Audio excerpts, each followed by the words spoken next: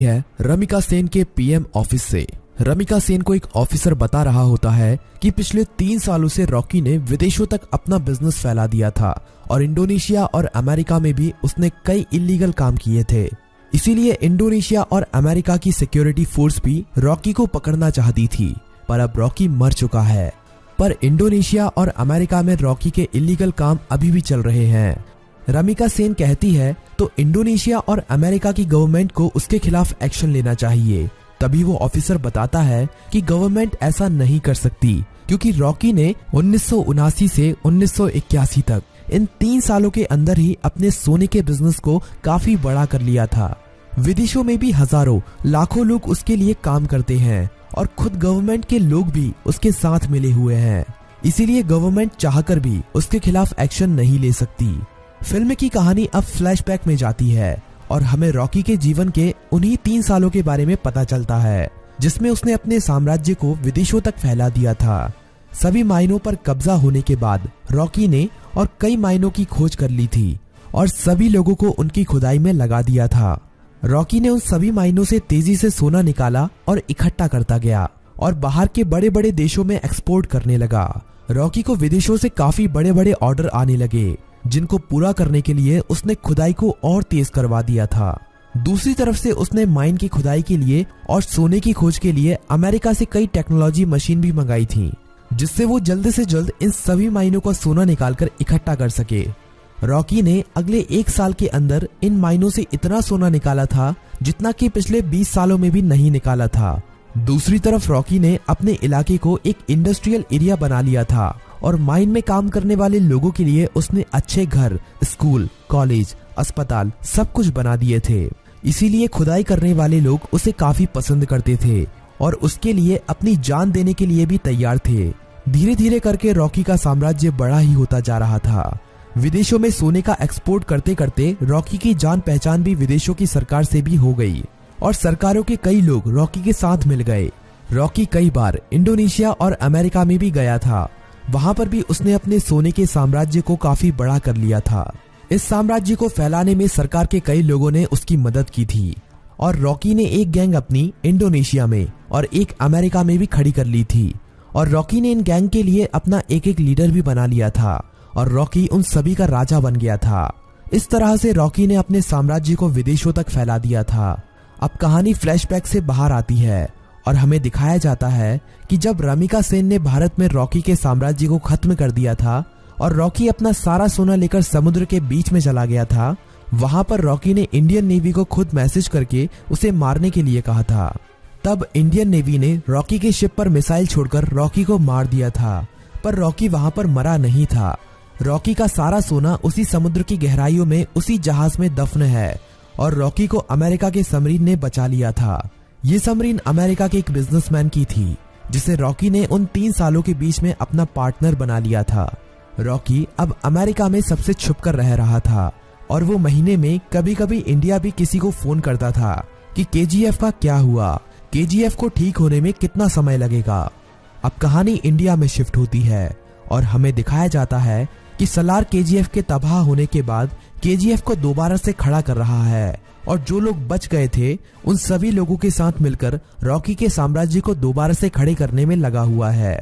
सलार ये सभी रमिका सेन से छुपाकर कर रहा है, पर बहुत जल्द रमिका सेन को भी इसके बारे में पता चलने वाला है। धीरे धीरे करके सलार रॉकी के साम्राज्य को दोबारा से खड़ा कर देता है और दोबारा से माइनों में खुदाई शुरू हो जाती है। अब सलार रॉकी को फोन करता है और कहता है, मालिक, हमने आपका साम्राज्य दोबारा से खड़ा कर दिया है।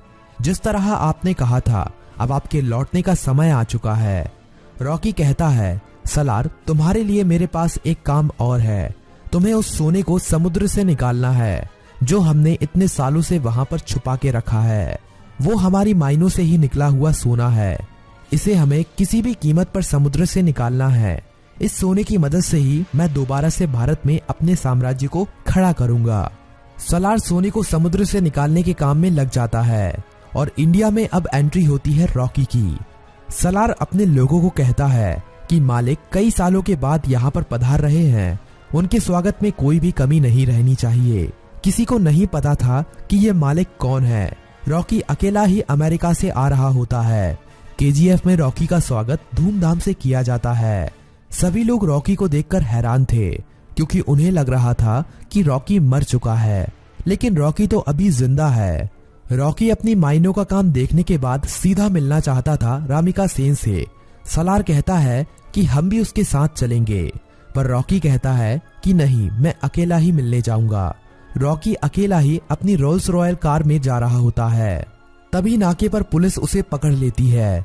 पुलिस वाले जानते नहीं हैं कि वो रॉकी है। वो रॉकी के पास लाइसेंस न होने की वजह से और ओवर स्पीडिंग होने की वजह से थाने ले जाती है। वहां पर रॉकी कुछ नहीं बोलता, बस अपने आदमियों को फोन कर देता है। थाने में बड़ा ऑफिसर आता है और रॉकी से चिल्लाकर बात करने लगता है।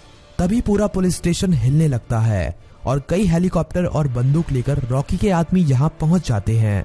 उन आदमियों से एक आदमी रॉकी का लाइसेंस लेकर थाने के अंदर आता है और पुलिस को लाइसेंस दिखाता है। पुलिस वाला लाइसेंस पर रॉकी का नाम पढ़कर हैरान रह जाता है और रॉकी को वहां से जाने देता है। रॉकी अब सीधा रमिका सेन से मिलने के लिए जाता है। रॉकी के पहुंचने से पहले वो पुलिस वाला रमिका सेन तक ये खबर पहुंचा देता है कि रॉकी अभी भी जिंदा है। रमिका सेन ये खबर सुनकर हैरान हो जाती है कि अभी तक रॉकी कैसे जिंदा है। रमिका सेन को ये खबर भी मिल जाती है कि रॉकी के यहाँ आने से पहले किसी ने केजीएफ को दोबारा से खड़ा कर दिया है और केजीएफ से अभी भी खुदाई करके सोना निकाला जा रहा है। अब पीएम ऑफिस में एंट्री होती है रॉकी की। सभी लोग रॉकी को देखकर हैरान थे। रॉकी सीधा मिलने जाता है रमिका सेन से। रॉकी रमिका सेन से कहता है कि मैंने कहा था ना, युद्ध हुआ तो जीतूंगा मैं, और जीत मेरी ही हुई है। रमिका सेन कहती है कि अच्छा है तुम जिंदा हो, अब मैं तुम्हारे सामने ही तुम्हारे केजीएफ को तुमसे छीन लूंगी। रॉकी कहता है कि उसकी नौबत ही नहीं आएगी। रमिका सेन रॉकी की इस बात को समझ नहीं पाती। तभी रॉकी वहां से चला जाता है। अगले कुछ ही दिनों में रॉकी रमिका सेन की सरकार गिरा देता है और सरकार में अपनी पार्टी को जिताकर अपने आदमी को प्रधानमंत्री बना देता है। रॉकी अब दोबारा रमिका सेन को फोन करता है और कहता है कि अब क्या करोगे, अब तो तुम्हारी सरकार भी नहीं रही।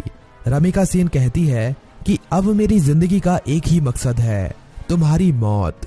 रमिका सेन रॉकी के सभी दुश्मनों को इकट्ठा करती है।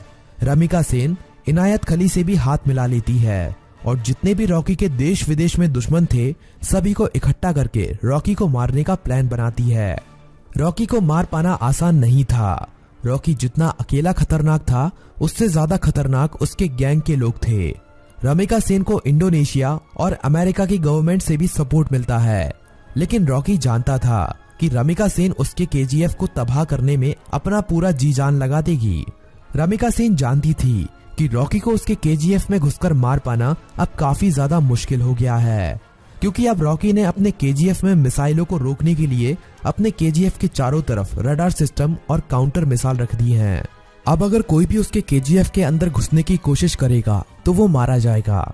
रमिका सेन जानती थी कि रॉकी को मारने के लिए उसको केजीएफ से बाहर निकालना पड़ेगा और अकेले रॉकी के मरते ही उसका सारा साम्राज्य खत्म हो जाएगा। इंडिया में अपनी गवर्नमेंट खड़ी करने के बाद इंडिया की गवर्नमेंट रॉकी के लिए एक काफी बड़ी पार्टी रखती है। इस पार्टी में विदेशों के बड़े बड़े बिजनेसमैन, बड़ी बड़ी गवर्नमेंट के लीडर आते हैं। रॉकी की सिक्योरिटी के लिए इस पार्टी में काफी ज्यादा सिक्योरिटी लगी हुई थी। रॉकी पार्टी में पहुंच जाता है। थोड़ा नाच गाना होने के बाद पार्टी में एंट्री होती है रमिका सेन की। रॉकी से थोड़ी बातचीत करने के बाद रमिका सेन कहती है कि अब समय आ गया है कि तुम्हारे साम्राज्य को यहीं पर खत्म कर दिया जाए। पर तभी रॉकी के चारों तरफ हजारों लोग उसके ऊपर बंदूक तानकर खड़े हो जाते हैं। रॉकी की खुद की गवर्नमेंट उसे धोखा दे देती है और विदेशों से आए हुए बिजनेसमैन भी उसकी मौत का तमाशा देखने के लिए वहां पर आए हुए थे। सभी विदेशों के बिजनेसमैन चाहते थे कि रॉकी की मौत होने के बाद वो केजीएफ पर कब्जा कर लेंगे और अपने बिजनेस को फैलाएंगे और ढेरों पैसा कमाएंगे। ये सब देखकर रॉकी खुद हैरान रह जाता है, पर रॉकी जानता था कि एक दिन उसकी मौत जरूर होगी, इसीलिए वो अपने आखिरी पल में भी निडर रहता है। रमिका सेन कहती है कि देखा, आखिर तुम्हारे लोगों ने ही तुम्हें धोखा दे दिया। इतना कहते ही सभी लोग रॉकी को गोलियों से भून देते हैं और रॉकी की मौत वहीं पर हो जाती है और फिल्म यहीं पर खत्म हो जाती है।